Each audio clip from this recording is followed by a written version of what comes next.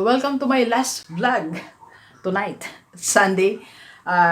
Huli na natin to, last of 3 ngayong gabi. So,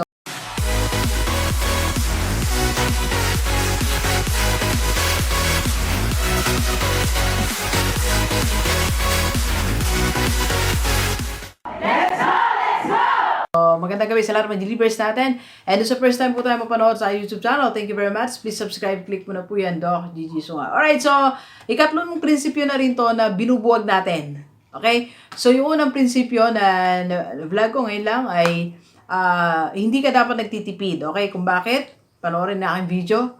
Pangalawa, hindi ka rin dapat nagsisave. So, bakit? Panoorin mo rin po ang aking video. Okay? And, ngayong third naman, huwag ka rin maging matiisin. 'Di ba? Matiisin, hindi naman yung iba naman to do sa biblical principle na matiisin ha. So, iba naman po ito, okay? So, 'di ba lagi nila sinasabi sa atin, lalo yung matatanda, pinalaki tayo na magtiis ka lang, 'di ba? Ang tawag doon, magtiis muna hanggang ang kumot ay maliit, mamaluktot muna, something like that. Hanggang sinturoy maigpit, something like that, okay? So, lagi nila sinasabi sa atin, magtiis ka muna sa sitwasyon mo, magtiis and magtiis. So, kakatiis mo again. Kakatiis mo na naman, naubos na naman yung 5 years ng buhay mo. Kakatiis mo na naman, naubos na naman ang 10 years ng buhay mo. And before knowing it, wala na, deadline na, finish line na. Natapos na yung buhay mo nang nagtiis ka, nang nagtipid ka, nang nagsave ka.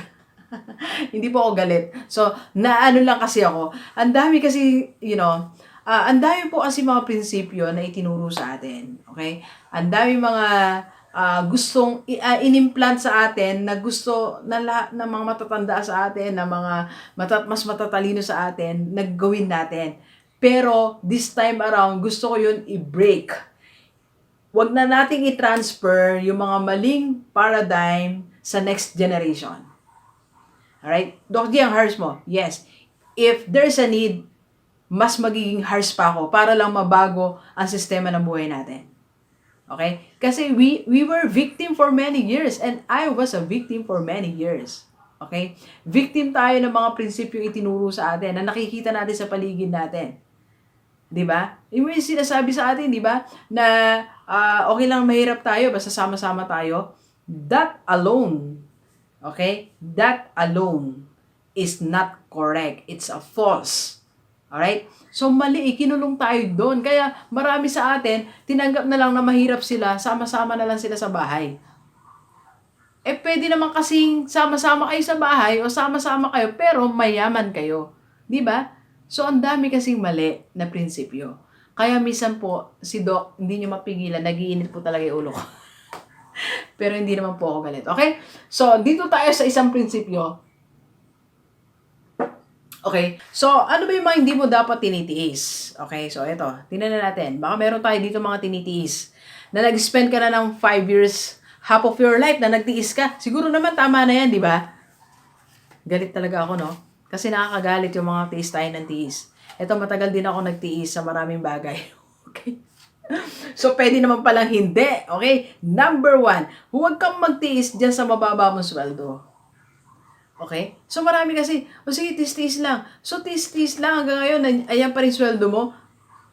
Hindi pa rin nagbago for 2 years, 3 years, nagtiis ka na sa sweldo mo. Huwag kang magtiis sa mababa mong sweldo. Anong gagawin ko, Doc G? Di umanap ka ng paraan para tumaas ang sweldo mo. Ngayon, magdesisyon ka na.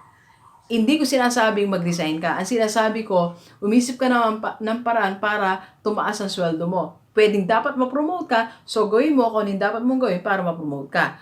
Pwede rin na magkaroon kang additional source of income para naman hindi mo tinitiis ang sweldo mo.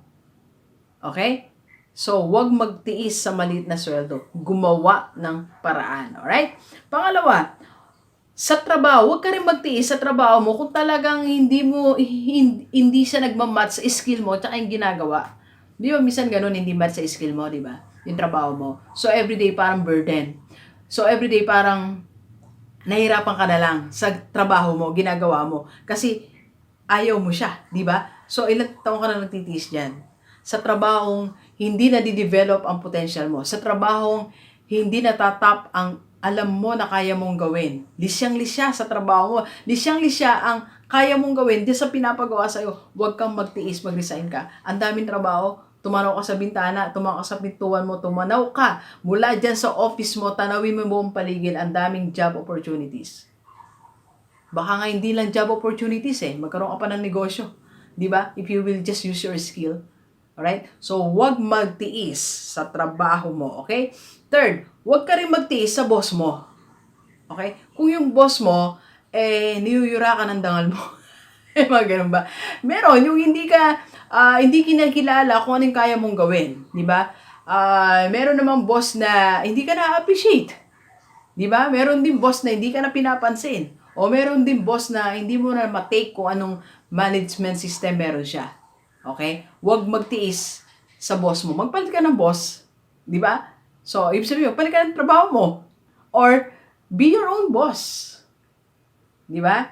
Yung nakikita mo dapat idea, dapat ganito kasing boss ko pero ganito siya Be your own boss para ma-exercise mo. Di ba? Huwag magtiis sa boss na hindi natatap kung anong gusto mong gawin. Hindi natatap potential mo. Di ba? Ang dami mga boss na ganun hindi ka na-appreciate. Mina-micromanage ka. Di ba? So, hindi, yung dapat nandito ka, hindi ka nilalagay doon. Di ba? O sobrang nadi-deprive yung iba mong rights, di ba? So, change your boss. Ganun lang kasimple. Huwag magtiis, di ba? Ilang taon ka na dyan? 5 years, 10 years, 15 years, 20 years. Di ba? Ganun lang naman yun di ba? Change your boss. Okay, pang-apat. Sa negosyo mong hindi kumikita. So, huwag magtiis sa negosyo hindi kumikita. Kung yung negosyo mo hindi kumikita, ubos na lahat ng kayamanan mo Pati kayamanan ng nanay mo, nautang mo na. Kayamanan ng asawa mo, nautang mo na. Pati ng mga anak mo, nautang mo na. Baka it's time for you to give up that business. Diba? Baka panahon na para palitan mo yung negosyo mo, give up mo na yan. Huwag magtiis sa negosyong hindi ka kumikita. Okay? So, hindi porket busy ka, okay na yung negosyo mo. Hindi, dami ginagawa sa shop Ang dami ginagawa dito sa negosyo ko, busy-busy kami. Pati na yung mga bata, gumagawa na. Ang tanong, kumikita ba? Diba?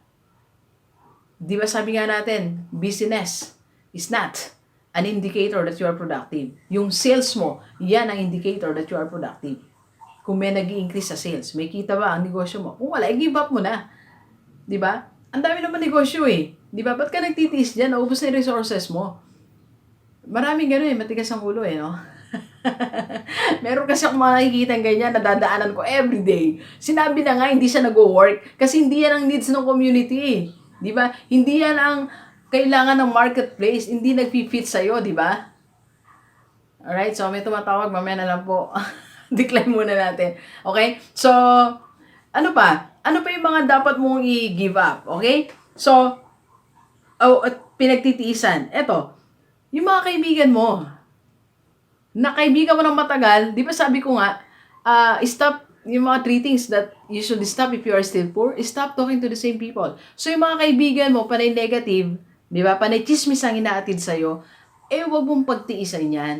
Iwanan mo na. Palitan mo. Di ba sabi ko nga, there are more than 100 million Filipino. More than 7 billion people are roaming around the planet. You pick 5. You pick 5 new people, di ba? Sa barangay mo lang, ang dami, di ba? Sa FB friends mo.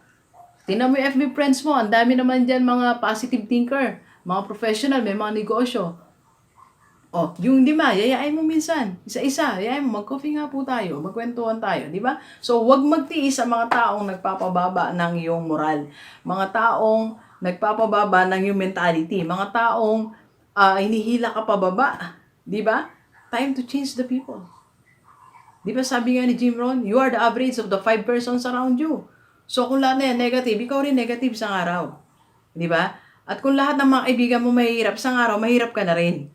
Di ba? I-mix mo naman. I-mix mo naman. So, kung lahat ay, ito ang level nila, magdagdag ka ng mga high level, di ba? Okay po? Alright. So, last, huwag magtiis sa maling belief system. Yung bang parang minsan kaya mo naman, ito na kasi pinaniwalaan ko nung ito na, dito na ako mamamatay.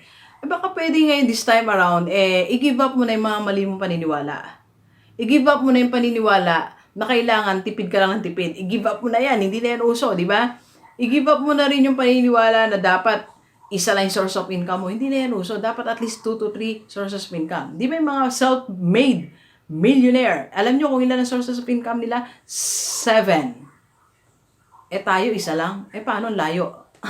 1 versus 7, hindi ang layo. Kaya talaga malayo ang agwat ng finances natin. Di ba? Mga belief system na inculcate din sa atin.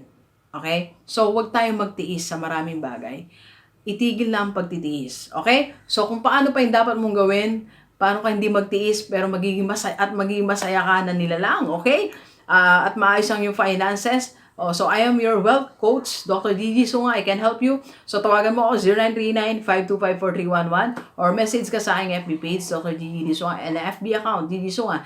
And doon sa lahat din na gusto magpa-vlog ng kanilang negosyo, pwede tayong mag-usap, mag-message. Ini-screen ko lang po doon sa mga ibang, marami po nagpa-vlog sa atin, hindi ko pinagbigyan. Ini-screen ko rin po. So, I will visit your place. Okay, titingnan natin. Tapos yung legality ng mga negosyo. So, ganun din. Kaya pag nag-endorse po ako sa inyo, nagsabi ako, ibig sabihin na-screen ko na po yun. Marami tayong hindi pinapayagan. This week lang, 3 ang ni-reject natin.